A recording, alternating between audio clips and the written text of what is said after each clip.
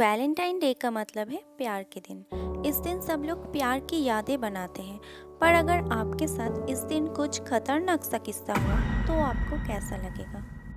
ऐसा ही कुछ हुआ इमली, राहुल, लिली और राकेश के साथ। वैलेंटाइन डे को सेलिब्रेट करने के लिए इमली, राहुल, लिली और राकेश गोवा जाने की प्लान बनाया और वो चारों फ्रेंड जल्दी से पैकिंग करके गोवा के लिए निकल गया।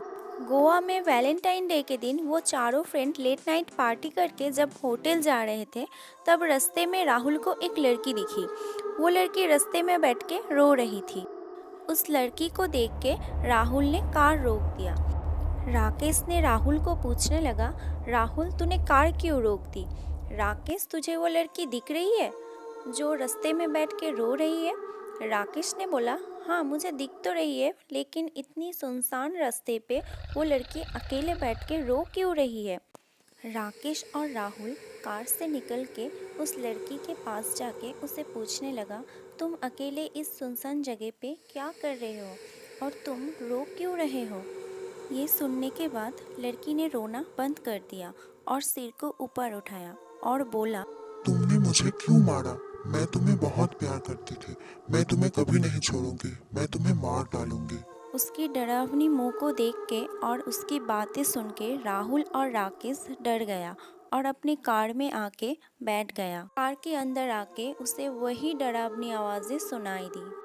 तुमने मुझे क्यों मारा? मैं तुम्हें बहुत प्यार करती थी। मैं तुम्हें कभी नहीं छोड़ूंगी।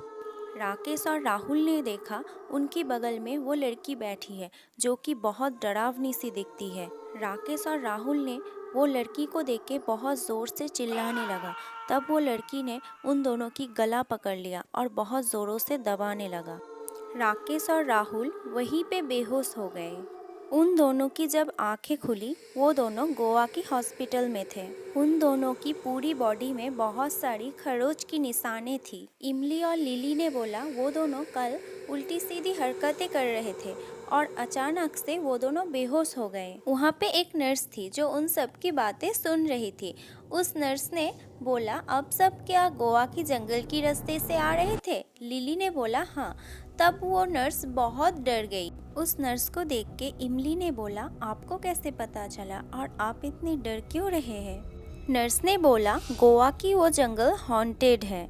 सोनिया नाम की एक लड़की थी जो कि विवेक नाम की एक लड़के से बहुत प्यार करती थी, पर सोनिया के घर वाले विवेक को पसंद नहीं करते थे।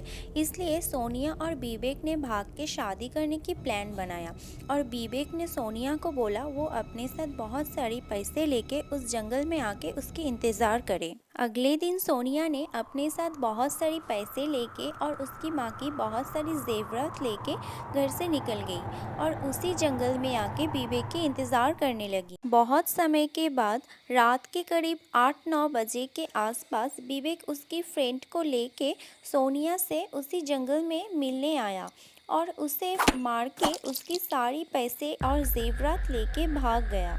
तब से रात में उस रास्ते से जो भी जाता है उसे सोनिया की आत्मा दिखाई देती है और वो सबसे पूछती है, तुमने मुझे क्यों मारा? मैं तुम्हें बहुत प्यार करती थी। ये बात सुन के वो चारों बहुत डर गए। राकेश ने बोला, हम कल ही गोवा से घर चले जाएंगे।